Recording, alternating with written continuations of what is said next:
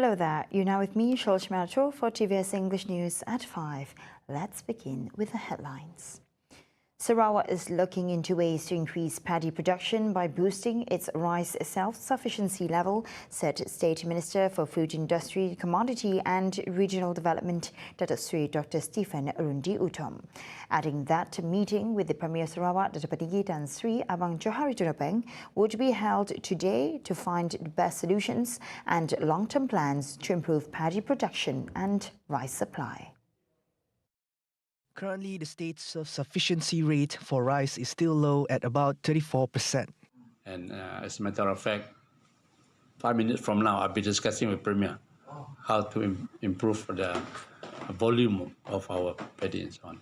But looking at the whole scenario in a global scenario, there are countries, the major supply of rice, India, Pakistan, China, for example. They have almost 3 billion people to be fed by them. So understandably, they're trying to control. So India said, okay, we keep our rice to ourselves. So that pushed the rice up. That's one.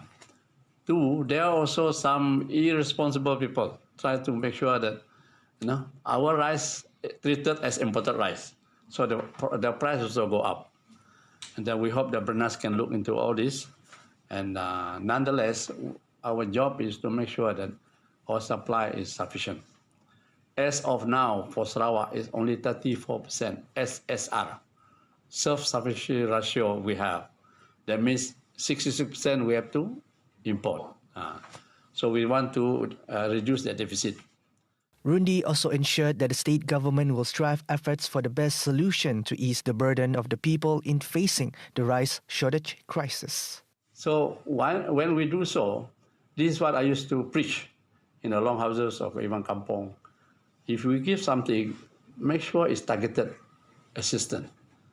What do they need? They tell us, we give you. Don't just give a blanket assistance.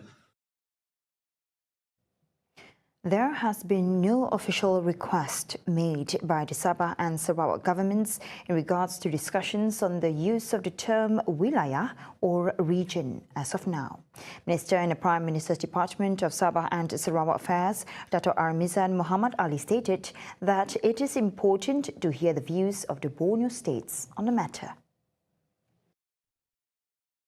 Armizan believes that both states are examining and considering various aspects because there are different connotations when a state is referred to as a region. Armizan also mentioned that discussions could be jointly conducted with his department if the governments of Sabah and Sarawak wish to propose it in the context of MA 63. He added that if both state governments genuinely want to propose it during the MA 63 period, discussions will be conducted while taking into account the existing legislative framework. According to Armizan, the use of the term region must be viewed from the legal perspective regarding the actual status of Sabah and Sarawak. He stated this during the Q&A session at the MA 63 Aspirations for 60 Years of Sabah in Malaysia discourse at Menara Kinabalu on Monday. The roadmap for the nomination of Sarawak Delta as a United Nations Educational, Scientific and Cultural Organization, or UNESCO, Global GEOPARK, will be presented to the National GEOPARK Committee this month.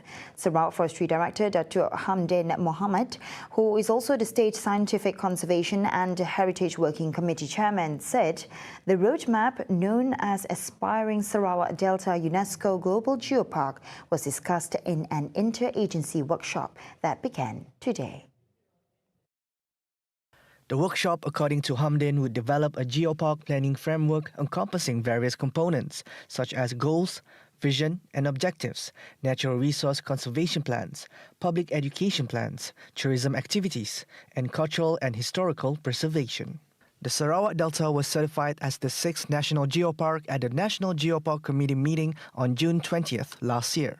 Covering an area of 3,112 square kilometers, the Sarawak Delta National Geopark is rich in unique rock landscapes, 28 geosites, biological diversities of 12 biosites, and culture of 14 cultural geosites.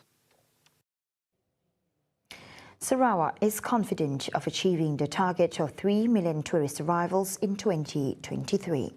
Minister of Tourism, Creative Industries and Performing Arts, Dr. Sri Abdul Karim Rahman Hamzah, stated that Sarawak recorded a total of 2.6 million tourist arrivals from January to August in 2022. He said this during the Sarawak Regatta and Kuching Waterfront Festival press conference on Tuesday. Karim added that the total arrivals of the first 8 months have led to tourism revenue amounting to 6.58 billion ringgit, compared to 2.12 billion ringgit for the same period last year. Tourism revenue has doubled from the previous year, demonstrating the recovery of Sarawak's tourism industry. However, Karim noted that the Ministry of Tourism, Creative Industries and Performing Arts in Sarawak still maintains the original targets which were set previously. On to the next highlight. Sarawak's rising arm wrestling star, Acho Prince Kee, clinched the U18 championship in the 85 kilograms category, right arm division, marking a pinnacle his burgeoning career. At just 17 years old, he achieved remarkable success at his second World Championship, the IFA Arm Wrestling Championship, hosted in Kuala Lumpur this year, as this achievement comes just 1 year after he entered the world of arm wrestling in 2021.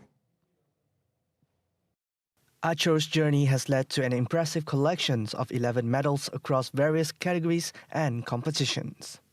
Reflecting on his second major tournament, he found the experience less intimidating and things started to take a positive turn as he became more familiar with the environment. At first, I didn't dare to talk to anyone, and I was super nervous the first time, but this time I knew a lot of people, so I was a bit more confident to talk to people and compete. Acho faced a pivotal moment when he advanced to the final stage, achieving a remarkable comeback victory over South Africa's representative, Alexander Hoy. Of course, it would be the one where I won in the final, but the one that is actually the moment was when I reached the final, where I beat South Africa, because it was the first time I've ever been in the final of a World Championship, and I was really speechless at that point. Credit to the South African arm wrestler, because on the left hand he beat me twice, in the upper bracket and in the lower bracket, but on the right hand I beat him twice, in the semi and in the final. When inquired about his future plans, Acho responded that his primary focus would be on his studies, given the proximity of the National Sijil Pelajaran Malaysia. Well, of course, I have SPM soon, so I'm stopping my training temporarily until I finish SPM. And I hope that I can come back even stronger after SPM and that I can compete in National next year. Acho also took the opportunity to express his gratitude to the Sarawak Sports Corporation and his coach, Dominic Johnny, for his endless guidance. I want to thank God, glory to God for this competition, for helping me fight my battles for me. And secondly, I want to thank Sarawak Sports Corporation for being a big supporter for us and our biggest sponsor.